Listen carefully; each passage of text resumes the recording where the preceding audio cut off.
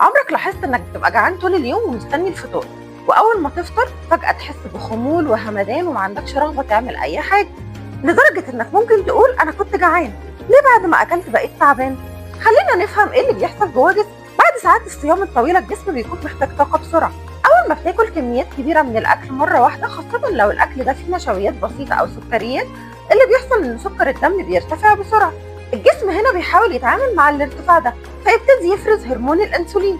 وظيفة الأنسولين ده يدخل السكر جوه الخلايا عشان تبتدي تتحول لطاقة، لكن لما السكر يعلى بسرعة بيبتدي الجسم يفرز أنسولين بكميات كبيرة عشان يتعامل مع الارتفاع ده، وده ممكن يخلي مستوى السكر ينزل بعدها بسرعة كبيرة، والنتيجة إحساس بالخمول وكسل وتكسير في الجسم. غير إن الهضم نفسه بيحتاج كمية كبيرة من الدم تتوجه للمعدة، وده بيخلي نشاط الجسم كله يقل مؤقتا. عشان كده الإحساس بالخمول بعد الفطار مش معناه إنك أكلت كتير او معناه ان انت اكلت حاجه غلط، ده رد فعل طبيعي لما الجسم يتحول فجاه من الصيام لاكل كتير دخل الجسم مره واحده. طب نعمل ايه يقلل الخمول ده؟ جرب تقسم الفطار على مرحلتين. هنبدا بحاجه خفيفه زي خشاف، تمر بلبن، شوربه، سلطه، وتروح تصلي المغرب وترجع، هتستغرق من 10 دقائق لربع ساعه.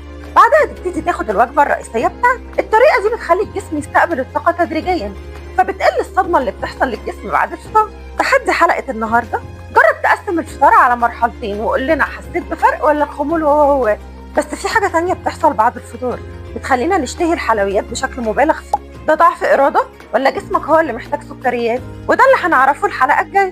خليك فاكر، جسمك دايما بيكلمك، خلينا نتعلم نسمعه صح.